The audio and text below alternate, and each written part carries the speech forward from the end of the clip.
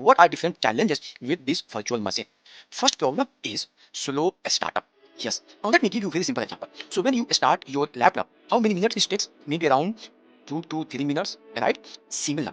When we go and start a virtual machine, it takes 2 to 3 minutes. And when on top of this virtual machine, when you go and install some software, and all those software also need to be started. Let's say Nginx, your application, right? So it takes additional minutes. So altogether, this is, let's say, if this is 3 minutes, then plus 1, this is 4 minutes, right? And this is huge time.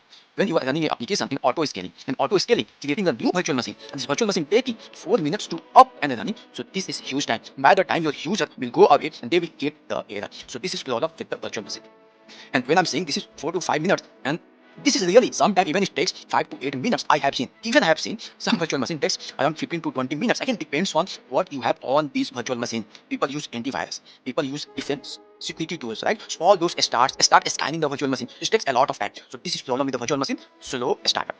Next problem is large OS overhead. Yes, let's understand this with very simple example. Take example of our book review application. And book review application, we had our front end, right?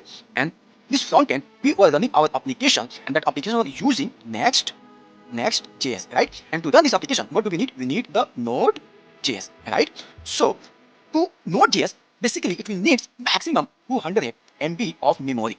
But to run this front-end application on Node.js, that needs 200 MB of memory. What do we need? We need a operating system, right? And we have been using Ubuntu for that. And to run a Ubuntu, how much memory do we need? Go ahead, search on the Google. It will need around 1.5 to 2 GB of memory.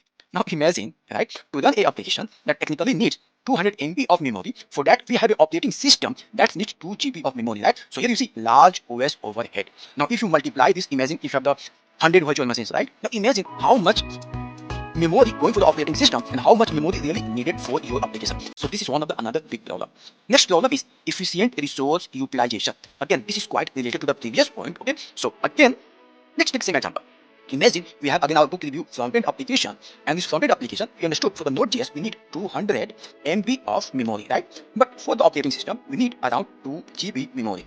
Now when you are going and running this application in production, right? So you need at least 3 GB of memory, right? But if I could be you, right, I need to run this application in the production. So maybe I will go with 4 GB of memory to make sure my application should not have the slowness. Okay, there should not be the issues when application getting started, right? So I make sure it has really good enough memory, right? So you are using 4 GB memory. But imagine again for running our real application, how much memory do we need? We need 200 MB. So technically, okay, it's fine. We can go ahead and give additional maybe 500 MB, right? But imagine 200 to 4 GB. It's huge, right? So again, virtual machine is inefficient in the resource utilization.